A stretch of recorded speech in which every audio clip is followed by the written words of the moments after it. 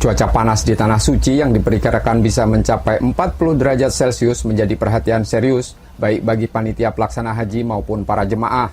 Kondisi tersebut menuntut ketahanan fisik yang prima mengingat ibadah haji banyak melibatkan aktivitas fisik.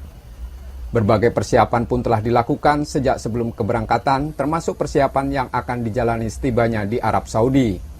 Selain kesiapan fisik, para jemaah juga menyelipkan doa dan harapan agar perjalanan mereka lancar, serta kembali ke tanah air sebagai haji yang mabrur.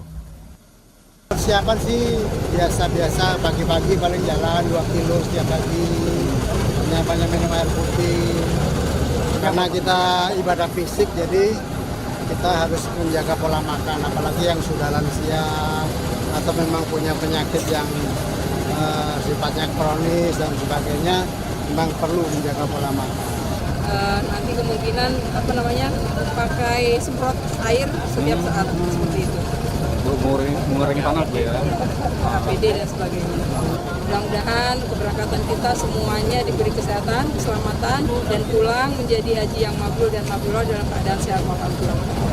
Kloter pertama embarkasi Palembang terdiri dari 370 jemaah asal Kabupaten Oku Timur. Mereka diberangkatkan ke Tanah Suci pada Sabtu 3 Mei 2025 petang menggunakan maskapai Saudi Arabia Airlines. Muhammad Reza Pahlepi, Kompas TV, Palembang, Sumatera Selatan.